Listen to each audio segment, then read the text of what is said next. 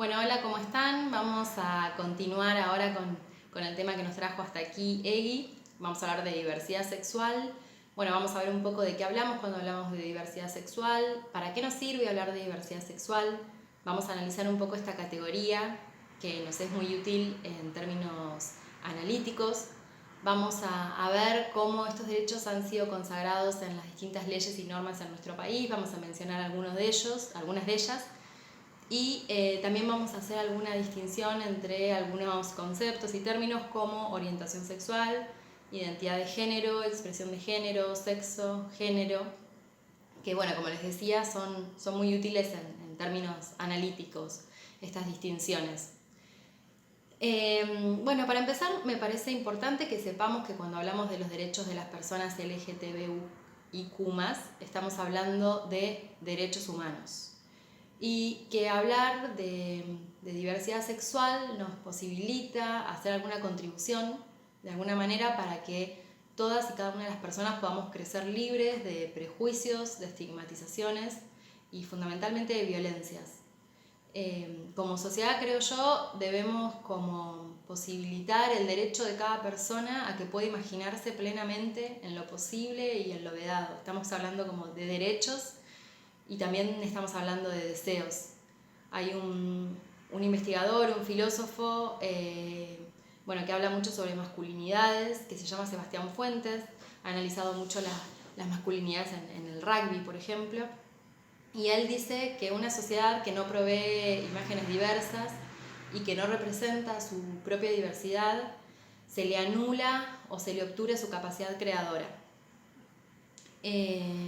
Bueno, por suerte ya hace un tiempo los estudios sobre diversidad sexual y la perspectiva de género han venido como a problematizar, digamos, qué es lo que se considera lo normal, lo normalizado y que analíticamente ha sido considerado como hegemónico.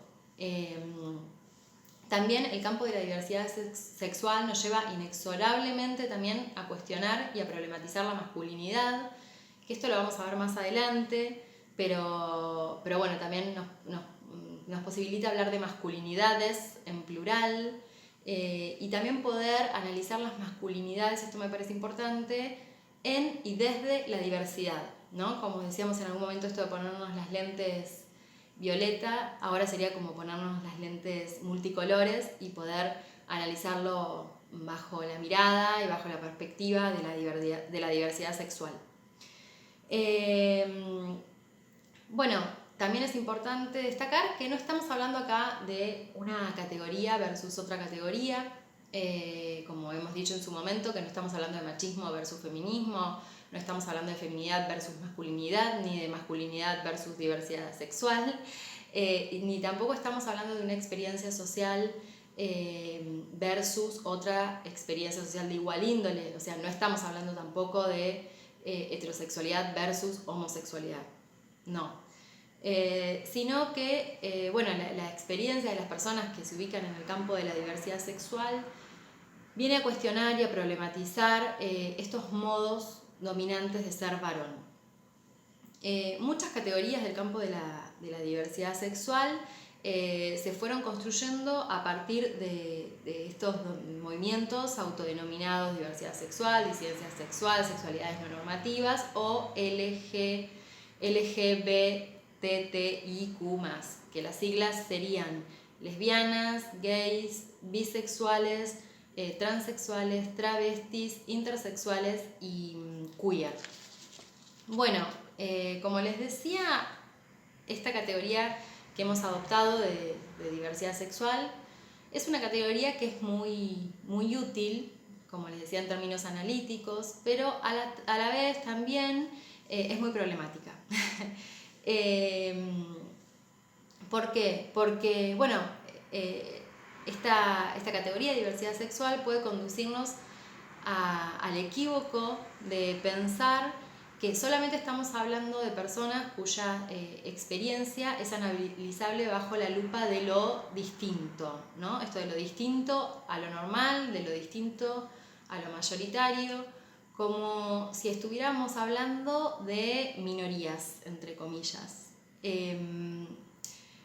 si bien en términos demográficos estamos hablando de una minoría, esto siempre es leído bajo el paradigma dominante del supuesto de la heterosexualidad, ¿no? Es importante aclarar esto también porque siempre que hablamos de las diversidades sexuales, pareciera que estamos hablando de algo que hay que tolerar, ¿no? Entonces me parece importante dejar en claro esto. Pero sin embargo, si analizamos esto desde una perspectiva relacional, podemos ver que las experiencias de estos sujetos, de estas sujetas, de estos sujetes, lo que hace es venir a cuestionar y a poner en tensión incluso la noción misma de sexualidad y también los parámetros de normalidad en que supuestamente estarían situadas las mayorías. Entonces no solamente vienen como a poner en tensión y a autocuestionarse, sino que también vienen como a proponernos los modos de pensar, modos diferentes de pensar la normalidad, ¿no? Incluso vienen a cuestionar también estas formas de autopercibirse o cómo se autoperciben las personas que públicamente se declaran heterosexuales. Es por esto que decimos que de alguna manera la diversidad sexual se constituye como un valor político, ¿no? Y también epistemológico.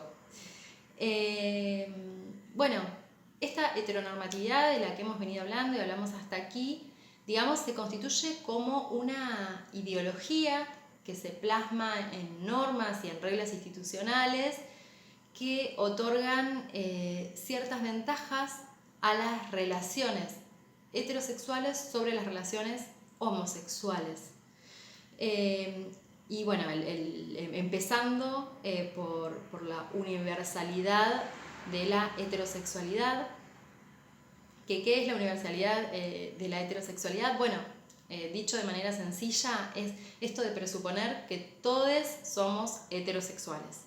Digamos que la heterosexualidad no se muestra visible como una diferencia o como una posibilidad más entre otras posibilidades de orientación sexual, sino que se presenta como una regla, como un mandato, como lo que es, como lo que debe ser, como lo normal, ¿no? Lo normal porque la heterosexualidad es lo que permite la reproducción. Aparece así como, digamos, el grado cero de la orientación sexual, del mismo modo que lo masculino, por ejemplo, que lo masculino se presupone que por ejemplo, que el todos en masculino incluye a todos, a mujeres, a diversidades, se presupone universal lo masculino. Lo mismo cuando hablamos de hombre, cuando hablamos de los hombres, pareciera que estamos hablando de hombre y eso incluye mujer, incluye diversidades, incluye todo. Y lo mismo pasa con lo blanco. Lo blanco se presupone universal también. Ahora vamos a hablar un poco de lo que les decía también de los derechos que se han ido consagrando en nuestro país a través de las distintas legislaciones que vamos a mencionar apenas. Pero bueno, para empezar es importante que tengamos en cuenta que el derecho al trabajo digno, el derecho a la educación, el derecho a la salud, el derecho a ser tratados iguales ante la ley, el derecho al desarrollo personal, el derecho a la identidad de género, el derecho a la expresión de género, el derecho a la orientación sexual, son derechos que tenemos absolutamente todas las personas, no son derechos distintos, son derechos a los que todos debemos tener acceso. No obstante, también sabemos que durante mucho tiempo, históricamente, a las personas del colectivo LGTBIQ+, se les ha sido negado estos derechos, y hay algunos países en que todavía les son negados estos derechos, e incluso países que tienen normativas, tienen leyes que penalizan, digamos, cualquier orientación sexual, identidad de género o expresión de género que esté fuera del paradigma binario y cis heteronormativo. Por eso me parece importante que entendamos que no estamos hablando de derechos distintos cuando hablamos de los derechos de las personas del colectivo LGTBIQ+, no estamos hablando de derechos distintos o derechos especiales, sino que estamos hablando de los derechos humanos que tienen todas las personas sin distinción. Y estos derechos humanos han sido consagrados en las leyes argentinas, como les decía. Algunas de estas leyes son, por ejemplo, la Ley de Educación Sexual Integral, que es una ley del 2006, es una ley que todavía cuesta mucho poder llevarla a las escuelas y a los establecimientos educativos, como ustedes saben. Es una ley que implementa la ESI desde una mirada de la diversidad sexual y los derechos humanos, como el derecho a la educación sexual como un derecho de todas las niñas y adolescentes. Otra de las leyes es la ley del matrimonio igualitario, que es una ley del 2010 que permitió la unión civil entre personas más allá de su sexo, más allá de su género y su orientación sexual. Otra de las leyes es la ley de salud mental, que prohibió el diagnóstico en base a la elección o a la identidad de género.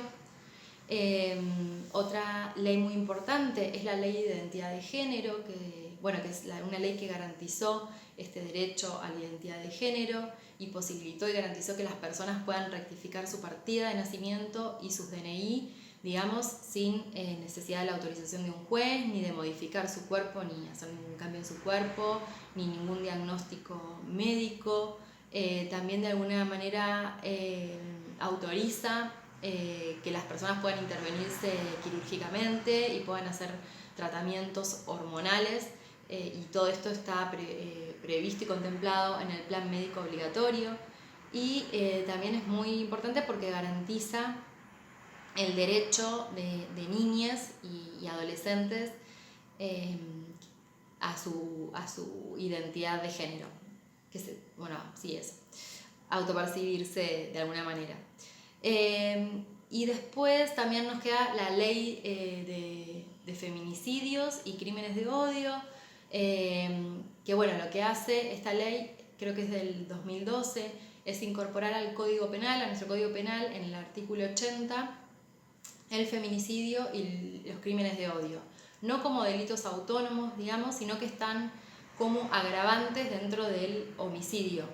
Dentro del homicidio hay distintos incisos, son 2 incisos, donde figuran las agravantes, y entre ellos hay uno que refiere al feminicidio sin nombrarlo, no lo nombra, y otro a crímenes de odio. Bueno, como les adelantaba, vamos a ver ciertos conceptos como identidad de género, orientación sexual, expresión de género. Pero antes de hacer estas distinciones, me parece importante hacer algunas aclaraciones y algunas consideraciones previas. Una de ellas es que, como decíamos, la diversidad sexual se constituye como un valor político y, por ende, los términos relacionados a la diversidad sexual también, en la mayoría de los casos. Y en esto me parece muy ejemplificador lo que nos trae o que dice Sibori, que es un autor, que es que en los 90, por ejemplo, las personas tenían como cierta prevención a utilizar el término o autodenominarse gay a sí mismos, porque consideraban que eso neutralizaba otro término más político, que es el de puto. Entonces me parece que está bueno tener estas consideraciones a la hora de conceptualizar o de pensar en estas distinciones. Y por otra parte, también me parece importante señalar que estas distinciones analíticas son útiles para pensar distintos modos y poco lineales de construir la identidad de género y la orientación sexual, por ejemplo, pero que no dejan de ser distinciones. Digamos que en la vida de las personas todo esto va como más junto, todo de la mano, digamos. No está tan categóricamente dividido. Y por otra parte también me parece importante tratar de superar 2 riesgos. Uno tiene que ver con esto del etiquetaje o de las ansias clasificatorias, ¿no? Como si la rica y diversa experiencia social cupiera en una sola de esas letras de LGBTIQ aún no finalizada. Y también que cuando decimos LGBTIQ+, en ese más estamos también invisibilizando a otras identidades. Así que la idea es como como utilizar estas clasificaciones porque nos resultan muy, muy útiles, pero bueno, de no quedarnos con el etiquetaje. Eso me parece que está bueno que quede claro. Y el otro riesgo que debemos superar es que todo este lenguaje que creamos, digamos, no termine funcionando como eufemismo para nombrar a las minorías, estas minorías que veníamos hablando anteriormente. Porque en realidad lo que la experiencia social y estas construcciones culturales nos señalan, bueno, es precisamente la inestabilidad, la fragmentación y la multiplicidad, digamos, de las experiencias sociales relativas al deseo, relativas a los cuerpos y a las identidades, y a la construcción de las identidades, ¿no? Así que, bueno, me parece muy importante tener en cuenta estas aclaraciones antes de conceptualizar. Bueno, vamos a lo que es sexo, o a lo que entendemos por sexo. Sexo son esas diferencias orgánicas, físicas y constitutivas del varón y la mujer relacionadas al sexo biológico. Es el sexo biológico que nos asignan al nacer o incluso antes de nacer, cuando ya nos hacen la ecografía y bueno, y ahí ya determinan, bueno, si es un varón, es una mujer. Y bueno, el sexo puede ser masculino, puede ser femenino y también puede ser intersexual. Intersexual son esas personas que no encuadran dentro de los patrones binarios varón o mujer y pareciera que sus genitales no son ni tan de varón ni tan de mujer, o son de varón y mujer al mismo tiempo, por ejemplo. Bueno, eso es el sexo biológico, asignado al nacer o antes del nacer. Otro concepto es el de género, que es un concepto distinto. El género es una construcción sociocultural asociada al comportamiento que la sociedad espera de una persona según su sexo. Cuando me hago la ecografía y asigna un sexo biológico, voy y pinto la pared de la habitación de celeste o la pinto de rosa y le compro la pelota, le compro los autitos, le compro las muñecas a las nenas. Es lo que la sociedad espera, el comportamiento que la sociedad espera según sea hombre o según el sexo biológico, digamos. Esto responde a una determinada sociedad, a una determinada cultura, en un determinado momento dado, que define, digamos, lo que se espera de cada persona según sea varón o mujer.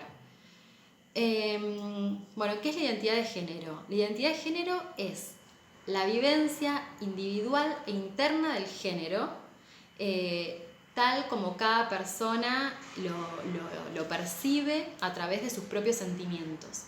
O sea, es lo que yo siento que soy. Bueno, si me siento varón, mi identidad de género probablemente sea varón. Si me siento mujer, mi identidad de género será mujer. Puedo ser bigénero, que son, bueno, quienes se sienten o cuando me siento mujer y varón al mismo tiempo. Puede ser demigénero, si me siento parcialmente varón y me siento también parcialmente mujer. Puede ser agénero, que no me siento ni varón y tampoco me siento mujer. Puede ser género fluidos, que temporalmente me siento varón y temporalmente me siento mujer. Puede ser personas del tercer género, que son, bueno, quienes no coinciden con el género masculino o con el género femenino, no se sienten ni varón, ni mujer, ni género, sería como una categoría intermedia. Queer, que son las personas que rechazan todo tipo de clasificación hegemónica del sistema binario, rechazan todo tipo de clasificación. Esto también, la teoría queer, lo vamos a ver un poco más adelante. Y bueno, es importante tener en cuenta que cuando la identidad de género se condice o coincide con el sexo biológico asignado al nacer, o sea, mi sexo biológico asignado al nacer fue mujer y yo me siento mujer, entonces en ese caso estamos hablando de personas cisgénero. El sufijo cis es como de este lado del género. Cuando la identidad de género no se condice o no coincide con el sexo biológico asignado al nacer, en ese caso estamos hablando de personas transgénero, que es como del otro lado del género, trans. Bueno, dentro del trans están esto, las personas transgénero, transexuales, pero también están los travestis y les travestis, que son personas que no se identifican con el sexo asignado al nacer, pueden tener cambios corporales o no, y no todas las personas, digamos, se consideran varón o mujer trans en el sentido político, ¿no? Eso también es importante tener en cuenta. Bueno, la orientación sexual. ¿Qué es la orientación sexual? Es la atracción física, sexual o emocional que siento por otra persona. Puede ser homosexual, cuando siento atracción por una persona del mismo sexo. Puede ser heterosexual, cuando siento atracción por una persona del otro género. Puede ser bisexual, cuando siento atracción por los dos géneros, y esto puede ser con distinta intensidad por uno que por otro, o puede ser que a lo largo de la vida vaya variando la intensidad con que siento atracción por un género que por el otro.